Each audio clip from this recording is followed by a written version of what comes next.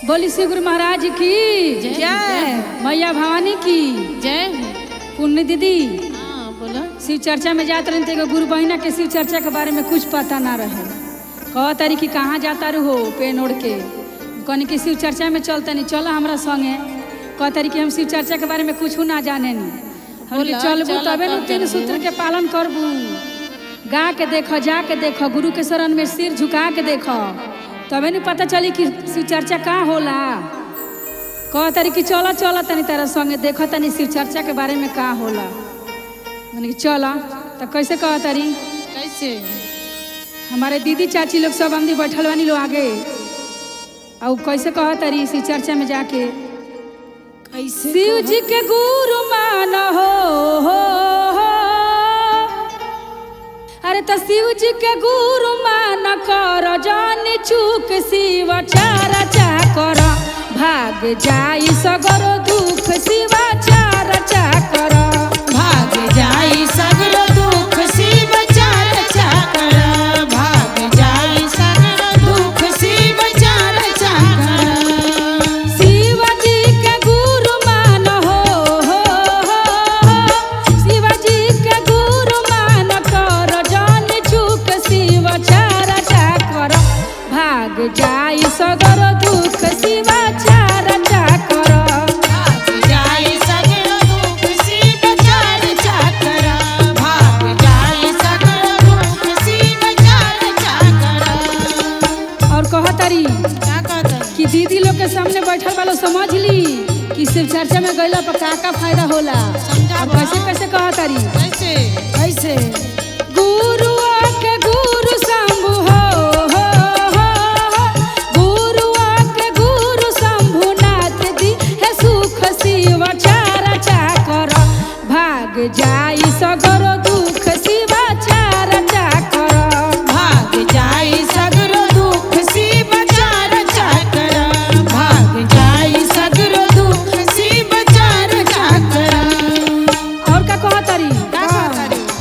हाथवा में पेढ़िलो न बारे दन कंगनवा, शिष्य बन गुरु जी के मान लो कहानवा, हाथवा पे निहार दान के कंगनवा, शिव जी के गुणगान मान लो कहानवा। अभियो से मान न लो कि कितना गुण बा गुरु के शिव चर्चा में।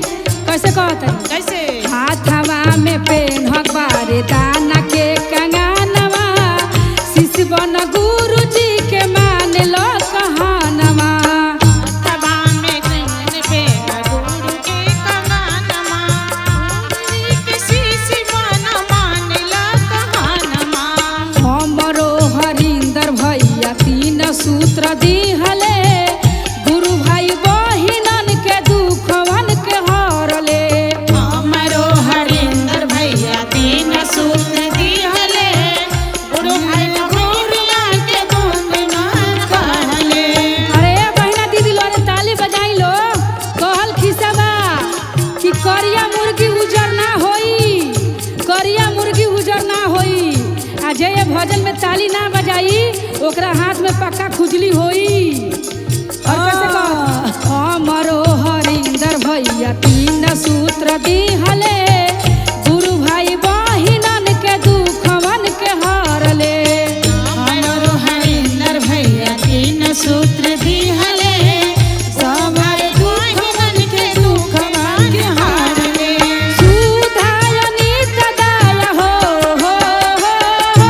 सुधाय नित दाय मांगे जुग जुग शिव चर्चा कर, भाग जाई सगरो दुख शिव चर्चा कर, भाग जाई सगरो दुख शिव चर्चा कर, भाग जाई सगरो दुख शिव चर्चा कर, भाग जाई सगरो दुख शिव चर्चा कर, भाग जाई सगरो दुख शिव चर्चा कर। बोली श्री गुरु महाराज की जय हो, जय हो। मैया भवानी की जय हो। अभी से जान लग सारा दुख भाग जाई। में भी कथा कहल जरूरी होला, क्योंकि शिव गुरु के अभिमान्य कथा है, क्योंकि ये कथा भी बहुत लोग जाला चर्चा में तो सुने के चाहेला कि हम कहीं सीखेम तो कहीं कहेम। वही नती हम एगो चर्चा कहतनी भोलेनाथ पे।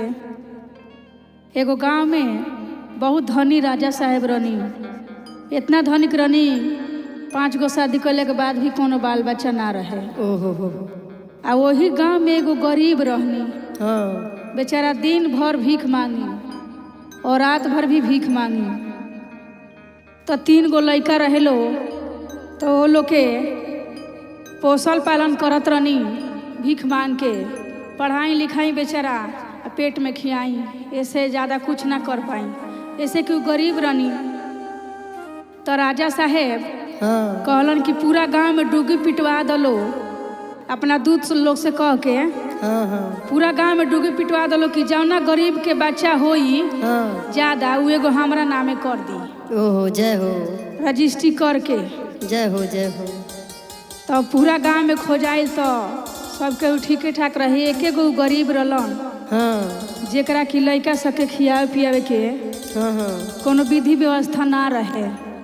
जय हो। तो कहल लो कि चलल जाई काल गरीब भैया के द्वार पर।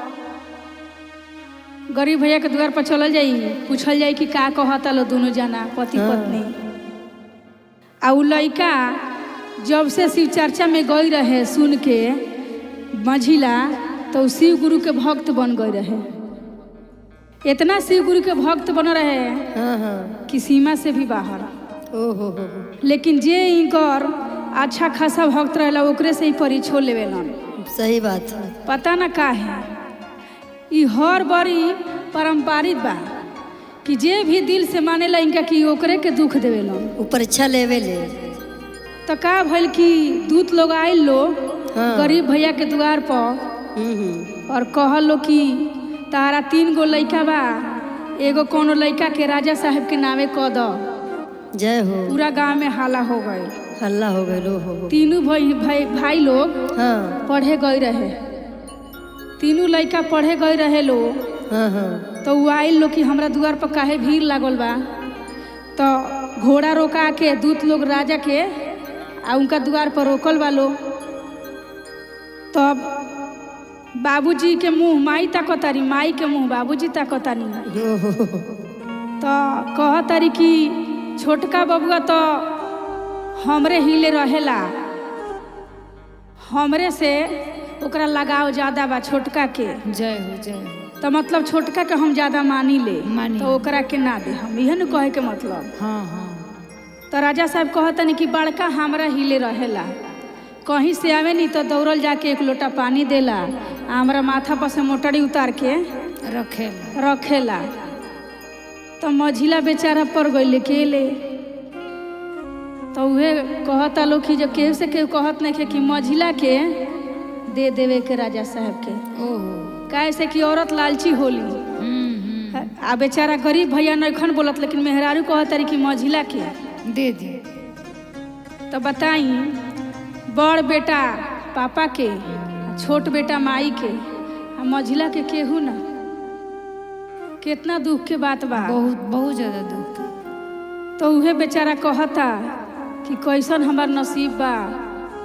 हे भोलेनाथ, इतना दिन से हमरवा के मानतानी, चर्चा में पूजा पाठ करतानी, आ कैसन हमार समय आ गई। तो गरीब भैया तो बहुत गुस्सा भइलन कि तू कैसे सोच लेलू हो कि मझिला के राजा साहब के दियाई, ऐसा कोनो बात नहीं खे। तो कहतारी कि छोटका हमारा हिले रहेला, बड़का रवा हिले रहेला। तो कहे के मतलब कि मझिले न बा। तो राजा साहब के दूत लोग कहलो कि हम बिहने आए अपना में राय कर लीलो आज। तो रात भर भैया और दीदी में झगड़ा होते रह गई कि ना दियाई।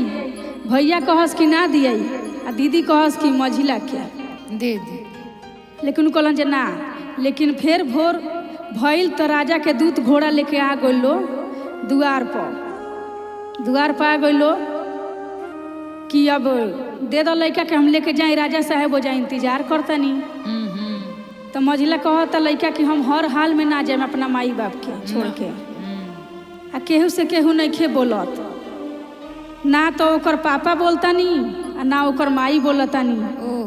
लड़का रोता और का कहता, आई भैया कैसे कहता। अरे पापा जी के मनावा कठोर भइले हो, बेचले तनावा हमार। पापा जी के मनावा कठोर भइले हो, बेचले तनावा हमार। सुसुकी मझिला रोवेला हो, ई का कइनी भोलेनाथ। सुसुकी मझिला रोवेले हो, ई का कइनी भोलेनाथ। सुसुकी मझिला रोवेला हो, ई का कइनी भोलेनाथ। सुसुकी मझिला रोवेला हो, ई का कइनी भोलेनाथ। देखी सब केहू के मन कठोर हो जाला, लेकिन माई के मन जरूर पिघलेला। लेकिन माई वैसन बाड़ी की कुछ नहीं की बोलत, और लइका कितना रोता और का कहता।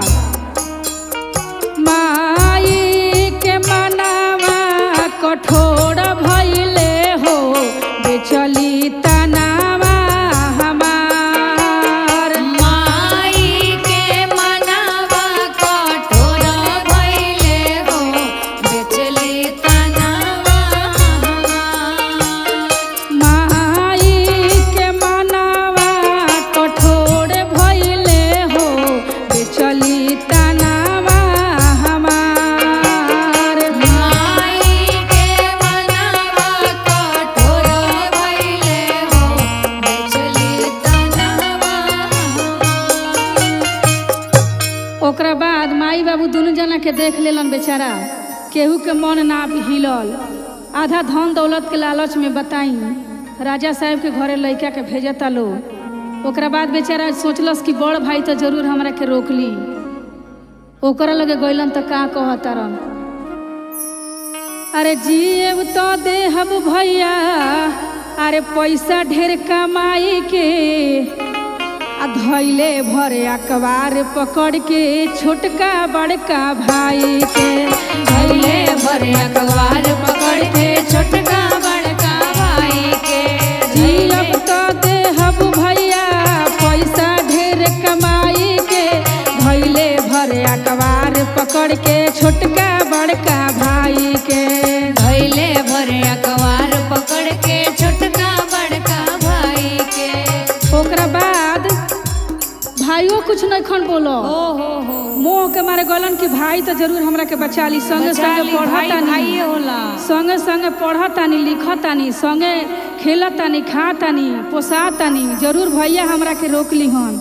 लेकिन भाइयों कुछ नहीं खन बोलत और केहू कुछ नहीं खे बोलत। ठकुआ मरले बा। अब राजा साहेब अपना दूत लोग के लइका के ऊपर घोड़ा पर बैठवा के लेके बोलवा लेलन अपना घरे। तो लइका के कहतरन कि आज से तुम ही हमारे बेटा हो, और हम तुम्हारे पिता हैं, और ये तुम्हारी माँ है। तो लड़का बोला था कि ना, एके गो हमार माई बा, एके गो हमार बाप बा। रउआ ना हमार बाप है, नहीं हमार माई है रानी साहिबा। तो राजा साहब कहतरन कि ये लड़का के बहुत गुमान बा, एकरा के काल कोठरी में सीकड़ में बांध के डलवा दो। रहेगा तो मेरा ही नाम से रहेगा लड़का, नहीं तो इसको काल कोठरी में डलवा दो। तो लड़का तो बहुत दुविधा में पड़ल बा। हे भोलेनाथ, रार भक्त होके इतना अभिमानी राजा बा गुमानी कि हते चुकी लड़का के काल कोठरी में डलवा के दोनों हाथ में सीकड़ में बंधवा देलन। आ सारा लोग देखता तमाशा। ओकरा बाद पार्वती जी कहतानी भोलेनाथ जी से कि का महादेव जी, का राउर लीला बा, इतना भक्त राउर लइका बा, छोटा होने से राउर नमन करता, चर्चा में जाता, और रउआ संगे कौन ही ओकरा संगे घटना रउआ कर रहल बानी। तो भोलेनाथ कहनी कि नारद मुनि अब रउआ जाई। नारद मुनि जब ऐनी भेष बदल के राजा के घरे, तो राजा साहब से कहतनी नारद मुनि कि राजा साहब आप इतना बड़ राजा होके क्या कर रहे हैं, इसको बलि क्यों तोड़ने के लिए बांधे हैं? तो इसको बलि दे देंगे, नहीं तो ये हमारा बेटा बन के रहेगा। बेटा अगर ये नहीं साकार रहा रहने के लिए तो उसको बलि दिवा देंगे, इसलिए काल कोठरी में बंद करके रखे हैं। तो नारद मुनि बोलनी कि राजा हो के रवा काहे पागल बनल बनी, काहे पागल भइल बनी, गलती ना करे के। और रवा तो कैसे बलि दे, हम बलि दियाला अच्छा खासा इंसान के। देखी तो एक हाथ में से तो खून चुअता, दोनों हाथ बनले बानी, सिक्कर में ब्लड आवता, आ काटल कुटल हाथ गोड़ के बलि कैसे दे? खोल दी बलि एकरा के ना दियाई। तो नारद मुनि से कहला राजा साहब कि तब का करी? तो जाई कुछ दूर जंगल में और सपना पूरा हो जाई, जो अधूरा बानी वो पूरा कदम भोलेनाथ। भोलेनाथ कहनी कि अभिमानी राजा के दंड देहल जरूरी बा। एगो छोट लड़का के माई बाप के धन दौलत देवे के लालच में ई हाल खैले बा, काल कोठरी में बंद करके। तो राजा साहब कहलन कि कहाँ बा? तो नारद मुनि कहलन जे कुछ दूर जंगल बा, वही में जाई, एगो लड़का बैठल बा, ओकरे के लेके चल आए, एकरा के छोड़ दी, ये अपना माई बाबू के अलावा राउ ना हुई। तो गइलन राजा साहब दूत लोग के लेके, पीछा पीछा मार घोड़ा लेके चलल आगा आगा राजा साहब गइलन। तो भोलेनाथ जी अपन लीला देखौनी हो जा कि नाथों के महानाथ हैं, तीनी त्रिलोकीनाथ, जो भी गलती करेला ओकरा के सजा ही लास्ट में देवे नहीं। आ जे यहाँ के पूजेला ओकरा के परीक्षा लेत रहनी, एनी टाइम लेत रहनी परीक्षा। गुरु बहिना बैठल बानी तो यहाँ लोग से कहतानी जय हो जय हो, कौनो बात ना, बहिना लोग तो हमार सुनते बानी लो। हाँ हाँ। ओकरा बाद गईनी भोलेनाथ के लगे जंगल में। राजा साहब घोड़ा पर, भोलेनाथ जी बच्चा के भेष धके आ रोवतानी जंगल में बैठ के रोवतानी। हो जा तो ई कहलन कि जे हाँ एगो लड़का तो बा, एकरे के लेके चलतानी। लेकिन भोलेनाथ का कहनी कि अपना त्रिशूल से मार के आ घोड़ा के गोड़ में मरनी, बस घोड़ा राजा के से गिर गई नीचा। राजा साहब वही में दबा गलन घोड़ा से, और राजा साहब के मृत्यु हो गई वहीं पर। ओहो। भोलेनाथ कहनी कि अभिमानी राजा के दंड इहे देहे के जरूरी बा। जय हो भोलेनाथ। भोलेनाथ वो जब बच्चा के सीन ले ले रहनी, आई जब राजा साहब गइलन कि हम ले आई लड़का के, ले आई लड़का के, ओकरा बाद तो लड़का भोलेनाथ रहनी, और डंडी देहल जरूरी रहे। घमंड रहे बहुत, घमंड बहु रहे तो घमंड भोलेनाथ तूर देहनी, राजा के वही जा खत्म कर देनी जंगले में। सारा दूत लोग आ गई। तब उनका रानी साहिबा कहत रही कि अब राजा साहब नहीं तो हम जी के का करे। लड़का के छोड़ दिलिए, कहली कि सारा राजपाट एकरे नावे कह दी, हम चल जातनी शिव गुरु के चरण में, जिंदगी भर चर्चा करें। तो हे गुरु भैया, हे गुरु बहिना लो, केहू के 5 गो बेटा होके चाहे केहू के 2 गो चाहे केहू के 1 गो, ऐसन गलती कबो मत करम लो। लालच बुरा बलाय होला, जेकर बा ओकरे होला। बोली शिव गुरु महाराज की जय, सच्चे दरबार की जय। बोली शिव गुरु महाराज की जय, मैया पार्वती की जय। आई शिष्या लो, ये ऐसन भोलेनाथ के बसहा बा कि हम फूल के बाग लगैले बानी, वही में तुरा के आ सारा फूल हमार लसार देले बा। अब हम का भोला जी पर चढ़ाई या का तुरी आ कैसे पूजा करी? मम्मी कहाँ से पूजा